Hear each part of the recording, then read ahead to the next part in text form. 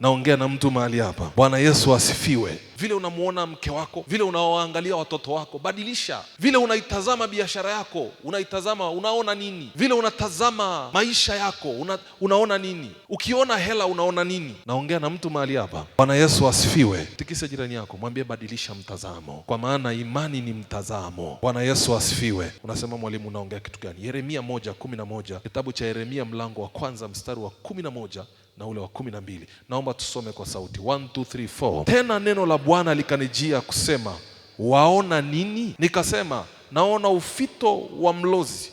Ndipo Bwana akaniambia, umeona vema, kwa maana ninaliangalia neno langu ili nilitimize. Naweza ukaona hichi kitu. Mungu ili aweze kutimiza kitu anatarajia unaona nini? What do you see? Kama unaona hasara kwenye biashara, uwe na uhakika utatengeneza hasara. Kama unaona kuvunjika kwa ndoa katika nyumba yako, uwe na uhakika ndicho unachokitengeneza. Kama umeona umezaa mataira, uwe na uhakika unatengeneza kizazi cha mataira. What do you see? Unaona nini kwenye maisha yako? Lakini ukienda ndani zaidi, unajionaje? What do you see in yourself? Unaona mtu anaona, mimi nimekatalika, mimi nimekataliwa, mimi nimeonewa. Yaani anaona yeye ni wa kuonewaga, anaona tu yeye ni wa kunyanyaswa tu. Brother, badilisha mtazamo. Naongea na mtu mahali hapa. Wakiitwa watu na wewe jua ni mtu, simama kama mtu katika jina la Yesu.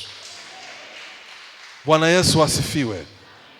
Wezi elewa hichi kitu. Mithali 23:7. Mithali 23:7. Naomba tusome kwa sauti. 1, 2, 3, 4. Maana aonavyo nafsini mwake ndivyo alivyo. Akuambia haya, kula kunywa, lakini moyo wake haui pamoja na. My friend, haututishi na unachokisema kwenye mdomo. Shetani anatishika na unachotazama kwenye moyo. Naongea na mtu mahali hapa. Unaweza ukasema, Mungu, mimi ni tajiri, lakini moyoni unawaza umaskini. Tabaki kuwa maskini na matumaini mengi kwenye mdomo. Badilisha unavyotazama kwenye moyo wako. Ukitaka kufanikiwa, hakikisha vile unavyotazama moyoni ndivyo unachokitamka na ndicho unachokitenda.